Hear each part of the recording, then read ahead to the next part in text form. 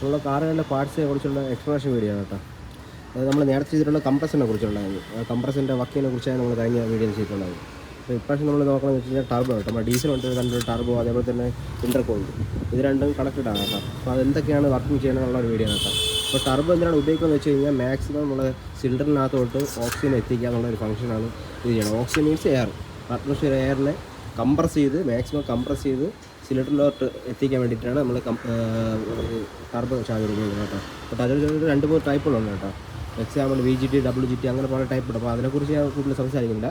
അപ്പോൾ ഇതാണ് ടർബോയുടെ ഗുണമെന്ന് വെച്ചാൽ അത് മാക്സിമം എയറിനെ കംപ്രസ് ചെയ്യും. ഇതിലൂടെ കംപ്രസ് ചെയ്ത് നേരെ വരുന്നത് ഇൻ്റർകൂളറാണ് കേട്ടോ. അപ്പോൾ ഈ ഒരു കാണുന്ന പാർട്ടാണ് ഇൻ്റർകൂളർ സംഭവം. ഈ ഇൻ്റർകൂളർ എന്തിനാണ് ഉപയോഗിക്കുന്നത് വെച്ച് കഴിഞ്ഞാൽ ഈ ടർബോ വഴി വരുന്ന എയർ എന്ന് നല്ല രീതിക്ക് ചൂടായിരിക്കും. കാര്യം എക്സോസ്റ്റ് വഴിയാണ് ഈ ടർബോ വർക്കാവുന്നത്.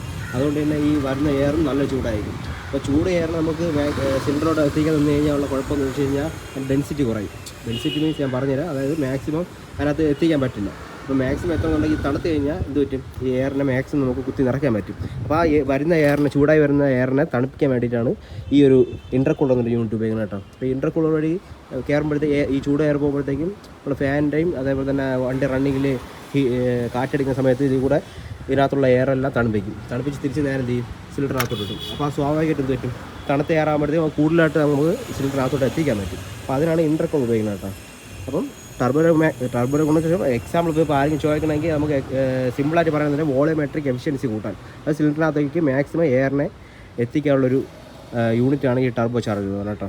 അപ്പോൾ നിങ്ങൾക്ക് ഈ വീഡിയോ ഒരു ഇൻഫർമേഷനായിട്ട് തോന്നിയിട്ട് നമ്മുടെ ചാനൽ സബ്സ്ക്രൈബ് ചെയ്യണം, അതേപോലെ തന്നെ ലൈക്ക് ചെയ്യണം, ഷെയർ ചെയ്യണം.